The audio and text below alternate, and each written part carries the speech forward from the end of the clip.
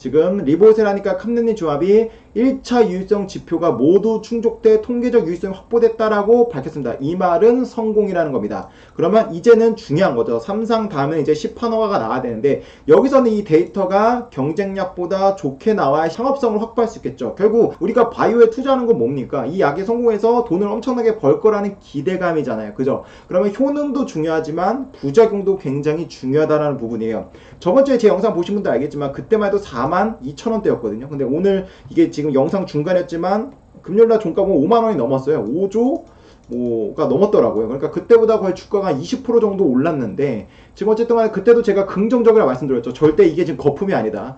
위암 치료제로 여기까지 갔었는데 지금 간세 포함 위암은 3차 치료제, 4차 치료제였고 얘는 1차 치료제 성공이라고 밝힌 만큼 이건 당연히 주가가 더 가는 게 맞다라고 제 개인적인 의견을 전달해 드렸습니다. 자, 그러면 본격적으로 이 부작용 부분을 한번 비교하면서요. 경쟁력이 있는지 한번 체크해 보도록 하겠습니다.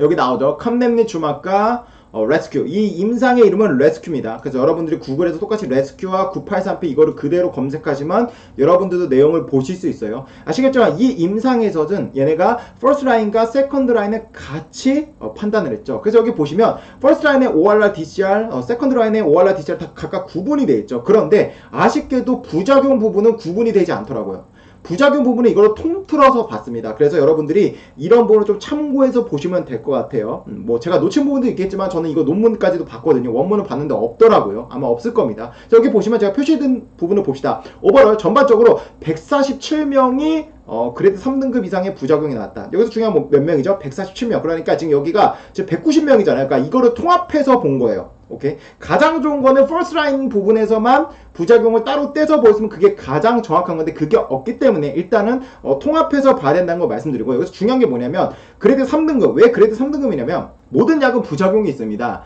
효능이 좋으면 부작용이 커지는 게 정석인데 이제 그레이드 3등급 이상부터는 이 약을 먹다가 중단하거나 아니면 애초에 부작용이 많다는 얘기를 듣고 이 약을 안 먹을 수도 있어요. 그래서 그레이드 3등급 이상의 부작용을 체크하는 게 가장 중요합니다. 그리고 플러스적으로 이 약과 관련된 여기 나오죠. Treatment Related 이거를 이제 TRAE라고 하는데요.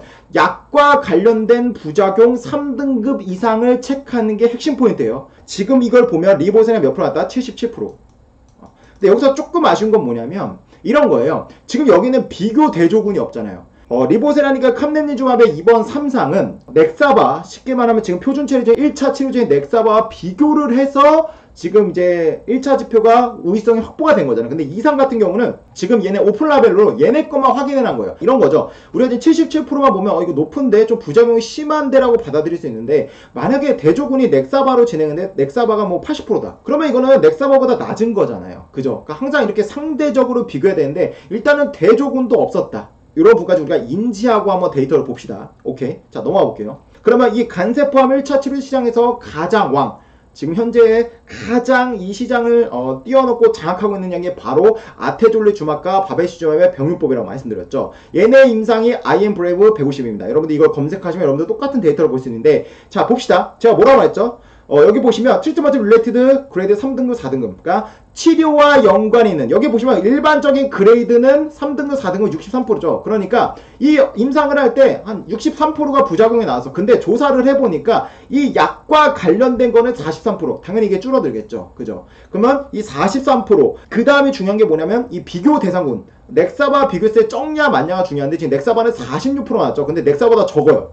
그죠? 그러니까 지금 아테졸리주막과 베바시 주막은 데이터도 훌륭하게 나왔는데 부작용도 굉장히 우수한 겁니다. 지금 이것은 1차 치료제 부분만 있기 때문에 데이터가 깔끔한 거예요. 그죠? 근데 지금 위에 보신 리보세라니까 캄넨린 주막 병용법은 1차, 2차가 섞여 있잖아요. 섞여 있는데 몇 프로죠? 77%.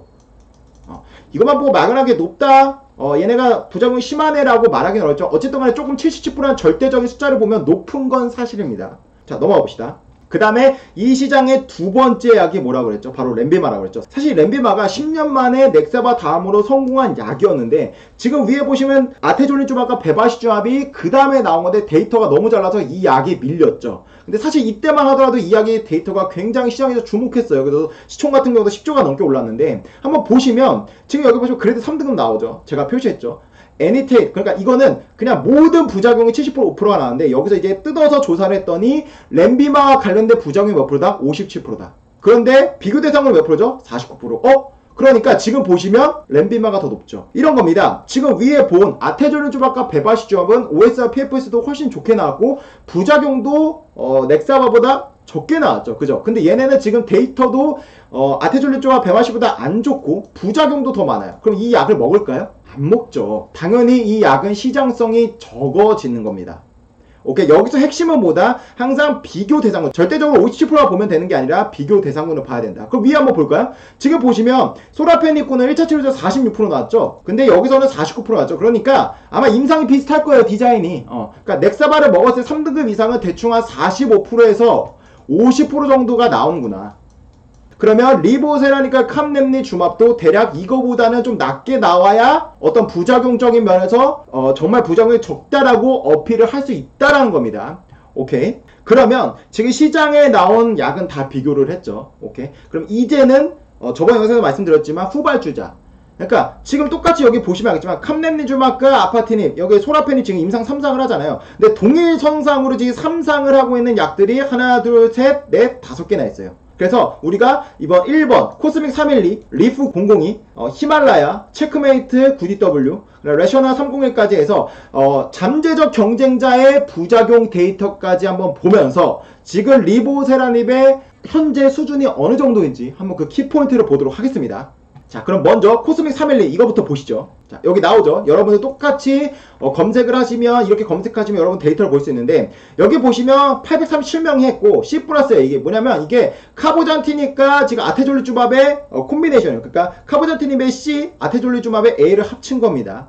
그러니까 아까 보셨겠지만 아테졸리주밥과 베바시주밥이 지금 시장에서 왕자죠. 근데 아테졸리주밥군에서 혹시 모르니까 또 시장을 방어하고자 다른 약과 다시 병용법을 진행한 거예요. 왜? 시장을 수성하기 위해서. 어떻게 나왔냐? 여기 보시면 알겠지만 그레이드 3등급, 4등급 항상 말씀했지만 치료와 연관이 있어야 됩니다. 치료와 연관인 게 몇 프로입니까? 바로 54%. 그런데 소라페닌, 이거 S는 소라페닌의 약자입니다. 넥사바 약자인데 31%죠. 부작용이 엄청나게 많죠. 근데 이거 기억하시겠지만 PFS 같은 경우는 지금 6.8개월, 4.2개월로 통계적과 임상학적 유의성을 입증했지만 이거 OS 입증을 못했습니다. 그래서 지금 추후 분석한다라고 했는데, 그러면 지금 이거 어쨌든 삼성이 끝났어요. 이 약이 과연 허가를 내줄까요? 1차 지표가 PFS랑 OS인데 PFS는 오케이, 근데 OS는 안 됐어요. 그리고 부작용도 넥사보다 더 많아요. 이 약을 허가를 내줄까요? 만약에 허가를 낸다고 하더라도 과연 이 약을 환자들이 먹을까요? 상업성이 있을까요? 없죠. 왜? 이미 시장에는 넥사보다 부작용이 적고 효능이 훨씬 좋은 아테졸리주밥과 베바시주밥이 자리 잡고 있잖아요.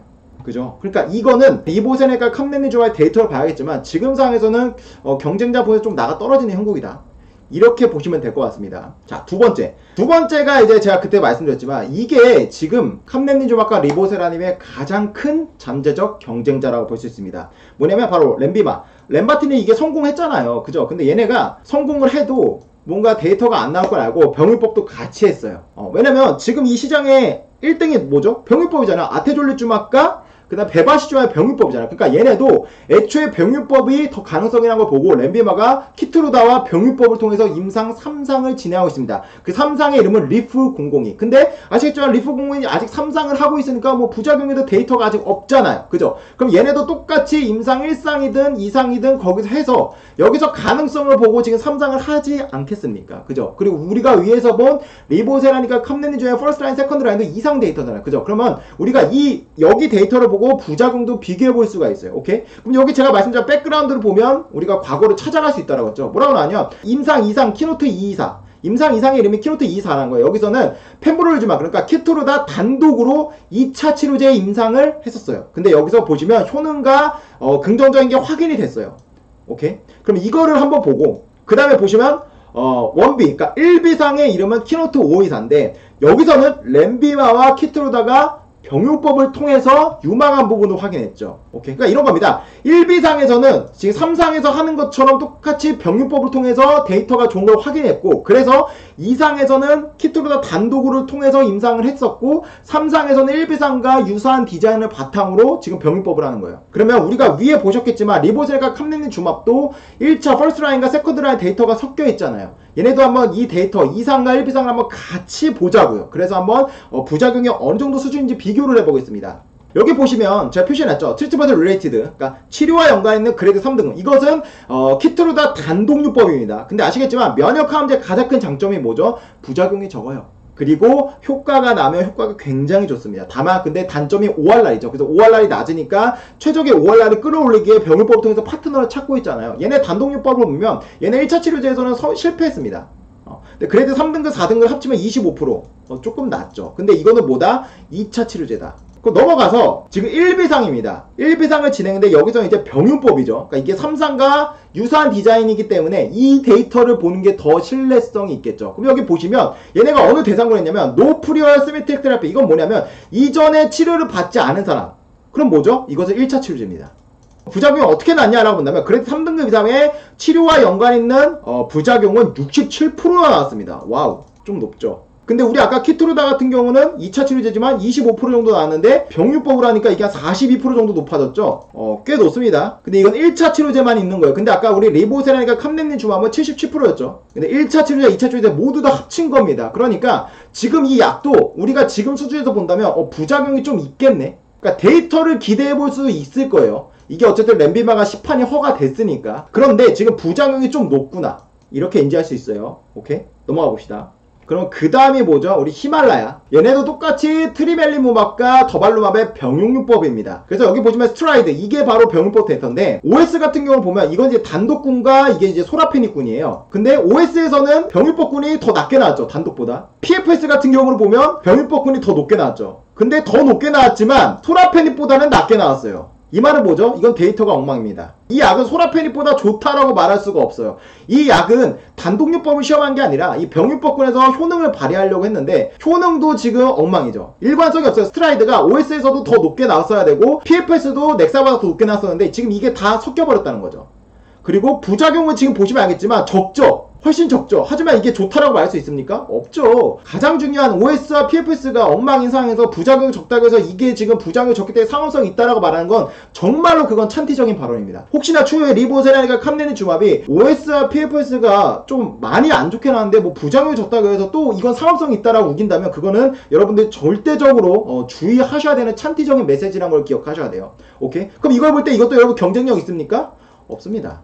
넘어가 볼까요? 이제 제가 저번에 놓쳤던 임상이죠. 체크메이트 9DW. 이건 뭐냐면 바로 니볼루밥. 아시겠지만 면역항암제의 옵디보죠. 옵디보가 바로 이제 인플리무맙과 병용요법을 통해서 지금 임상 3상을 진행하고 있습니다. 그런데 걔네가 임상 3상을 하는 근거는 뭐냐? 바로 체크메이트 040. 여기서 임상 1상과 2상을 동시에 했는데요. 여기에 데이터를 바탕으로 얘네가 임상 3상에 들어간 겁니다. 오케이? 여기 보면 도수의 엑스클레이션. 그러니까 뭐냐면 여기 0.1에서 10mg 나오죠. 용량을 확장한 거예요. 제가 항상 말씀드리지만 1상 같은 경우는 여러 가지 용량을 확인해 보면서 거기서 가장 효능은 좋고 그리고 부작용이 적은 용량을 결정한다라고 하잖아요. 그래서 그 결정한 용량을 바탕으로 사람의 대상을 늘려서 임상 2상을 하고 그리고 여기서 나가서 더 많은 대량의 환자를 대상으로 하는 게 3상이라고 말씀드렸잖아요. 그러니까 이게 사실상 1상이고 이게 2상인 거예요. 그러면 여기서 중요한 게 뭡니까? 항상 가장 중요한 키포인트를 봅시다. 놓치면 안 돼요. 리보세라니까 캄넨린 주맙 간암 1차 치료제입니다. 오케이? 자, 그럼 봅시다. 여기 보시면 소라페닌 익스프레스 여기 EL이 나오죠. 이건 뭐냐? 2차 라인, 세컨드 라인이라는 거예요. 그럼 소라페닌 나이브 이건 뭐냐? 지금 1차 라인. 그러니까 우리가 가장 중요한 데이터는 뭐죠? 이 데이터입니다. 그죠? 오케이? 그런데 리보세라니까 캄넨린 주맙 우리 아까 이상을 보셨겠지만 지금 2차 라인과 1차 라인을 합쳐서 부작용을 보여줬잖아요. 아쉽죠? 그죠? 근데 어쨌든 간에 1차 라인만 보고 추후에 우리가 발표했을 때 이게 경쟁력인지 비교할 수 있는 것은 1차 라인이기 때문에 우리가 명확하게는 소라페닌 나이브라는 데이터를 보는 게 중요해요. 그러면 여기 보시면 도수 엑스클레이션 48명의 데이터가 더 신빙성이 있을까요? 도수 익스펜션 214명의 데이터가 신빙성이 있을까요? 이거는 당연히 도수 익스펜션이다. 왜? 여기서는 지금 용량을 확실히 정한 게 아니잖아요. 그러니까 들쑥날쑥한 게 있습니다. 그죠? 근데 여기서 지금 용량을 확실히 킬로그램 3mg의 용량을 정했다 보니까 환자 수도 많고 이 1차 라인에 있는 데이터가 그리고 나아가서 이 데이터가 훨씬 더 신빙성이 있다라고 볼 수 있는 거예요. 이 데이터를 리보세라닌 캄레닌 주막과 비교하는 게 훨씬 더 직접적인 비교가 된다라는 말이죠. 자, 넘어가 봅시다. 도즈 익스펜션, 이게 지금 보시면 바로 여기죠. 그러니까 지금 2차 라인과 1차 라인의 데이터를 모두 합친 거예요. 이거는 오케이? 그걸 명확히 인지하시고, 그러면 여기 보시면 소라페닙의 나이브, 이건 뭐라 했죠? 1차 라인이라 했죠. 그러니까 여기는 지금 2차 라인이잖아요. 근데 지금 보시면 올도즈 익스펜션, 여기는 1차 라인과 2차 라인이 섞여 있는 거니까 이걸 보시면 지금 그레이드 3등급 4등급 그 다음에 치료와 연관이 있는 TRA 보시면 19%. 좀 부작용이 많이 났네요. 근데 그럴 수밖에 없는 게 뭐냐면 리볼루막과 인필리무바, 이 임상 3상 같은 경우는 둘 다 면역 항암제예요. 리볼루막, 옵티보는 PD1이고요. 그리고 인필리무바는 CTLA4입니다. 면역 항암제 장점이 뭐예요? 효과가 굉장히 좋고 반응만 하면 부작용이 적다는 게 장점 아닙니까? 다만 이게 효과가 발휘하려면 PD1이 있어야 되고 CTLA4가 발현돼 있어야 되는데 이게 없으면 효과가 안 나니까 ORR이 낮춰서 그거를 보완하고자 병용법을 하는 거죠. 그러니까 어떻게 보면 이거 지금 부작용이 낮은 건 당연한 거예요. 반대로 얘네가 ORR은 좀 낮을 수 있겠구나라고 생각해 볼 수 있어요. 오케이? 그건 조금 이따 설명드릴게요. 그러면 이제 우리가 중요한 데이터는 뭐라고 했죠? 1차 라인이라고 했죠. 그죠? 이건 추후에 발표할 걸 보면 지금 그레이드 3등급, 4등급이 29%. 우리 아까 리보세라닙의 1차, 2차 섞인 부작용이 몇 프로였죠? 77%였죠? 그죠? 이건 직접적 비교가 되죠? 이건 섞였으니까, 그죠? 이게 지금 2차 라인과 1차 라인 섞여 있는 거잖아요. 이겁니다. 오케이? 이해되시죠? 부작용이 확실히 경쟁력이 있네. 그러면 이건 뭐냐면 리보세라닙과 캄레닌 주화의 데이터가 얘네보다 엄청나게 좋아야 이 약을 쓸 수 있는 메리트가 있어요. 만약에 비슷하거나 조금밖에 차이가 없으면 상합성에서 좀 갈립니다. 부작용이 너무 심하니까 나는 인필리무막과 옵티보를 쓸 거야. 그래서 사실 이 약도 우리가 제가 글로도 적어드렸지만 분명히 우리가 경계해야 되는, 그리고 우리가 주주라면 이 약의 데이터가 추후에 어떻게 발표될지 체크해야 되는 것도 중요합니다. 자, 그러면 여기 보시면 제가 저번에 이 체크W, 9DW 데이터를 좀 놓쳤잖아요. 그래서 제가 글로도 적어드렸고 댓글로도 말씀드렸는데 봅시다. 1차 치료제죠. 그죠? 근데 이건 2차 치료제입니다. 그럼 이건 필요 없어요. 필요 없고 결국 이게 지금 나이브, 이게 1차 라인 아닙니까? 이 데이터가 중요해요. 그럼 보시면 지금 ORR, 레스트 1.1 비중을 보면 지금 몇 프로냐면 20%, 그리고 M레스트 기준 보면 24%입니다. 그러면 이거 한번 볼까요? 퍼스트 라인, 그죠? 레스트 1.1 버전 ORR은 지금 여기를 여러분들 보시면 알겠지만 34%, M레스트 기준 46%입니다. 훨씬 높죠? 다시 볼까요? 근데 여기 보시면 지금 얘는 20, 근데 이게 지금 34였고 24, 46 거의 2배 높죠? 이건 1.5배 높고, 그러니까 지금 ORR 부분은 훨씬 높아요. 자, 그럼 봅시다. 나아가서 OS 이것도 1차 라인입니다. 이건 2차 라인, 이거 볼 필요 있어요? 없죠. 우리는 1차 라인이니까. 그 1차 라인 보면 12개월 비율, 산 사람의 비율이 73%, 18개월은 57%. 근데 여기 가져왔는데요. 리보세라가도 75%였고 18개월은 58%. 이건 거의 비슷하네요. 그러니까 지금 ORR 부분은 확실히 반응률은 좋은데 OS는 거의 비슷합니다. 반면에 부작용은 리보세라니까 캄레닌 주화가 상당히 안 좋죠. 왜? 얘네는 19%였는데 얘는 이제 77%나 나왔잖아요. 그죠? 그러면 이것은 리보세라니까 캄레닌 주화에서도 굉장히 중요한 경쟁자가 될 수는 있어요. 만약에 여기서 OS 비율이 리보세라니까 캄레닌 주화에 뭐 80% 나오고 이게 70% 나와서 얘네보다 확실히 높다.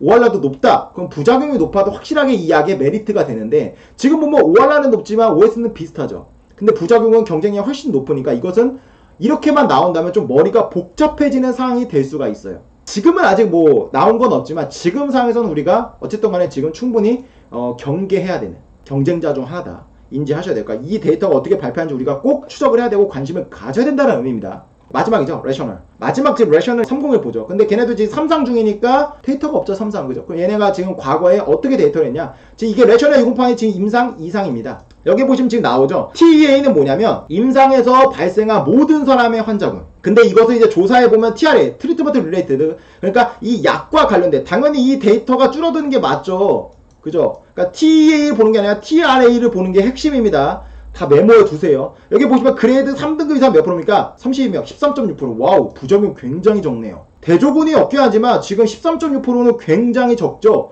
그러면 이거 너무 좋은데? 라고 생각할 수 있겠지만 얘네가 데이터 발표한 거 뭐냐면 임상 2상에서 PFS 발표인데 2.7개월 나왔어요.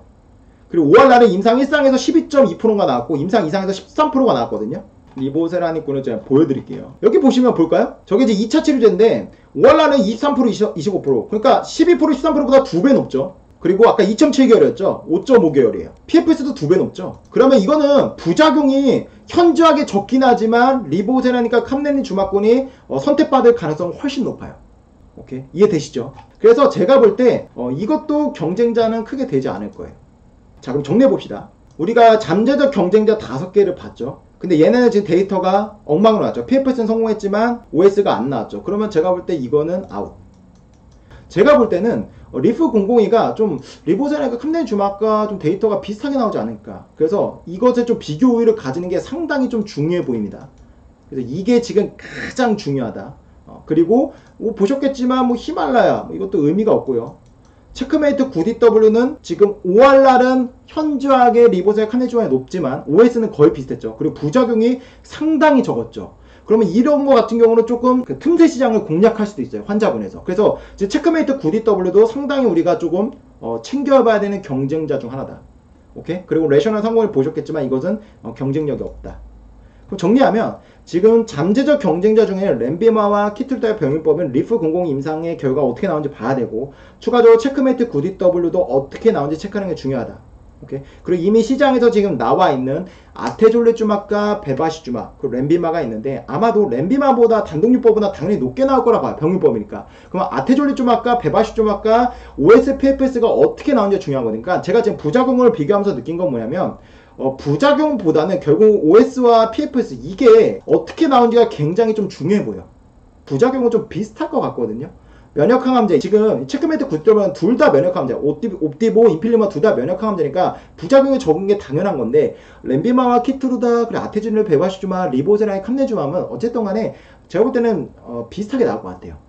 비슷하게. 그래서 결국적으로 우리가 지켜봐야 될 키포인트는 OS와 PFS지 않을까. 지금 우리가 이 영상을 보기 전까지 뭐 리보제라 부작용이 적어요 라고 했지만 그건 여러분들의 잘못된 선입견입니다. 간세포 암종에서 절대적으로 우리가 데이터를 봤을 때 부작용이 적은 약이 아니에요. 그죠? 근데 조금 아쉬웠던 건 그 70%가 1차 라인과 2차 라인 섞여 있었고 그리고 대조군이 없었기 때문에 이거를 절대적으로 숫자가 높긴 하지만 우리가 명확하게 비교하기 좀 어렵지만 어쨌든 간에 지금 부작용 부분은 조금 높게 나왔다. 그리고 경쟁약들을 볼 때 램비마와 키트루다도 67% 나왔고 뭐 그렇기 때문에 아무튼 부작용보다는 결국 1차 유효성 지표가 어떻게 나오는지가 가장 중요한 관전 포인트가 될 것 같다.